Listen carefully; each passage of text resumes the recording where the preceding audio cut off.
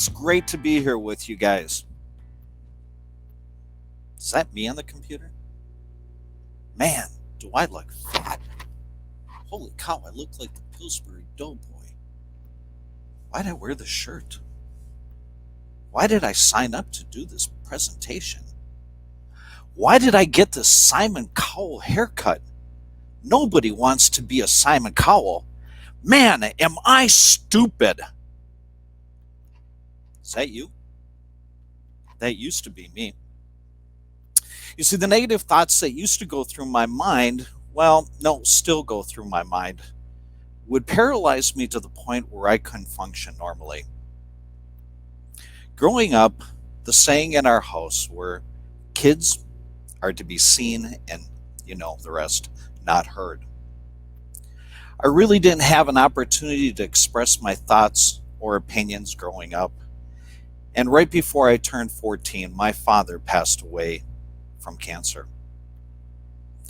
My uncle, who owned a bar and a restaurant in a town not that far away, would take me in and have me work at his restaurant, and he would often tell me how I wouldn't amount to anything.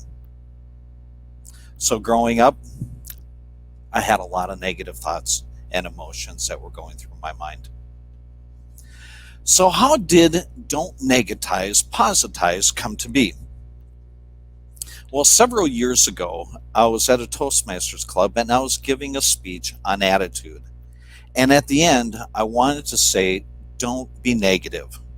However, it came out, don't negatize. The saying threw me off my game and I stood there not knowing how to proceed when all of a sudden one of the members said, positize. So the saying was born, don't negatize, positize. So when you hear that saying, don't negatize, positize, what does it mean to you? I know what it means to me, and although it doesn't surprise me, I hear so many different opinions on it. We all know people who are negative all the time. When you ask them how they are, they typically say, oh, well, I'm okay, or things could be better, or my favorite, life sucks and then you die. I don't even know how to respond to that. So how many of you heard the saying positive attracts and negative detracts? I don't agree with that saying. Now let me explain. Positive does indeed attract, but I think negative also attracts. As I said, my father died a few months before I turned 14, an age where a young boy needs a father figure in his life. My mother, God bless her heart, she did the best job that she could to raise me. But I think that my father's passing instilled some fear into her life because she wouldn't allow me to grow as a young child. For example, sports, out of the question. I could get hurt. Going hunting, I could get shot. Riding a motorcycle or a snowmobile, I could fall and break something. This constant overprotection was starting to really make me mad. And at this young age, I reacted the only way I knew how. It started out small. I'd go out with friends, and I'd tell my mother I'd be home at a certain time, and I wouldn't show up until about an hour later. Then, as I got older, I started skipping school to hang out with friends. I started going to parties. I started drinking. At this point, my mother and I were no longer friends. We were enemies. The more she tried to punish me, the more I retaliated. The people that I attracted and were attracted to were not positive influences in my life. As a result, I ended up dropping out of school.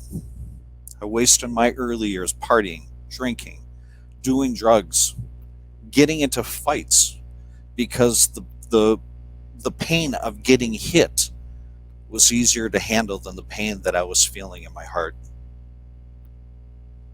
My negative thoughts and feelings were attracting people that were not positive influences in my life. Looking back many years later, I realized that negative thoughts do attract negative experiences. So what happened that changed the course of my life? Well, that's easy. And there's a saying you might have heard, some of you might have heard this saying, your friends are like elevators. They'll either take you up or they're going to bring you down. I took a good look at the people that I was hanging around with, and I realized that they were not taking me up. I needed to make a change in my life, and if I didn't, I was either going to end up in jail or dead. So I packed up my stuff and I moved to Dallas. I spent 4 years in Texas and a year traveling around the country.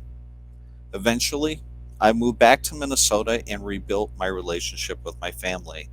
And the following year, met my future wife. For those of you who were here last month, you met my wife. She is the most positive person that I know. And her positivity started rubbing off on me. And although I didn't know it at the time, I started to believe in myself and positive things started to happen. I went back to school. I got my GED. I continued my education. And I got married. But those negative thoughts still lingered in the background. Because I grew up with those thoughts and emotions, I struggled with self-confidence. I had low self-esteem. I battled depression, and it affected my work and my marriage. Negative thoughts and feelings can also have a major impact on your health. You already know that getting upset or angry raises your blood pressure, and in a worst case scenario, can precipitate a heart attack or a stroke. Dr. David Suzuki wrote in his book, The Sacred Balance, that condensed molecules from breath, and I'm going to read this so I don't get it wrong. Condensed molecules from breath exhaled from verbal expressions of anger, hatred, and jealousy contains toxins. Accumulated over 1 hour, these toxins are enough to kill 80 pigs. Now, I don't know how he did this, and personally, don't ask. Personally, I think he should be, Animal Humane Society should be contacted. But if that's true, can you imagine the harm that you're doing to your body when you stay within negative emotions? Now, I'm sure all of you also know that positive emotions can lower your blood pressure and risk for heart attack. Dr. Barbara Fredrickson illustrated that when stressed people watch a movie that left them feeling amused and content, it led quicker to heart function. Other studies have shown that just getting a simple touch from a friend on your hand, or just a simple act of petting your favorite animal, can lower your blood pressure. One of my favorite ways to relieve when I'm feeling stressed is I listen to music.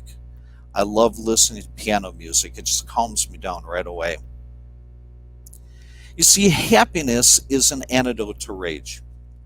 Optimism can be an antidote for for fear and cynicism.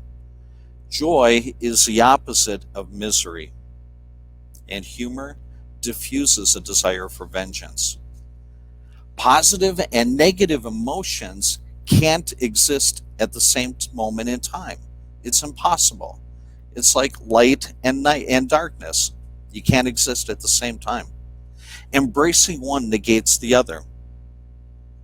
So the next time you find yourself feeling negative, angry, upset, sad, try replacing that with positive feelings and see what happens. Think about something that makes you laugh. Think about someone that you really enjoy, or an activity that excites you. What I like to do, if I have a few moments, I'll get on YouTube and I'll watch a funny little short snippet of something that brings me pleasure. Negative thoughts can also have a huge impact on your success. So I'm in sales, And imagine this. Imagine arriving up to your prospect and thinking, why am I here? He's not going to buy from me. He doesn't need the products or service that I offer. Yeah, he's probably busy and he doesn't really want to talk to me. Plus, I don't know, I'm not feeling all that great today. I'll come back another day. Does that sound familiar? Yeah. This isn't easy to overcome, these thoughts and feelings. And a lot of times you don't even realize the negative thoughts that go through your mind. You have to make a conscious effort to overcome those thoughts. And at first, it can be exhausting. I remember when I first started this, by the middle of the day, I needed to take a nap. Now, this part, you'll have to take it slow because if you don't, it's going to drive you crazy. Don't get frustrated if you realize that you've got negative thoughts or emotions going through your mind. Remember, you've been conditioned for years and you're constantly being bombarded through the media, and it's not going to change overnight. Here are a few things that I implemented immediately to make a change in my life. Number one, quit watching the news. Have you really paid attention to all the stories that they cover? 90% is negative and it's all fear-based. Number two, stop reading the newspaper. Same reason as number one. So a good example, back in November, the Star Tribune ran an article about how the Minnesota had a budget surplus this year. But don't worry, next year there'll be a deficit. Number three, now I might get a lot of raised eyes on this one, but listen, just hear me out. Get off of social media. Get off of Facebook, Twitter, Snapchat. Now, like I said, before you jump down my throat, let me clarify. If you're using social media for business or for work, by all means stay on it. But don't allow yourself to be sucked into all the propaganda, political propaganda BS that we all know is on those sites. Number four, stop hanging around negative people. You all have that friend that just sucks all the life energy out of you. Sometimes you have to make that tough decision to let them out of your life or limit your time with them. Number five, start your day out by reading positive, motivational, inspirational material. I like to start my day out by watching inspirational things on YouTube. It's a great way to begin your day. Number six, exercise. Go for a walk. Exercise relieves stress. Now, if all this fails, or you simply find it too hard to remember, just remember this one simple phrase. Don't negatize, positize. Thank you.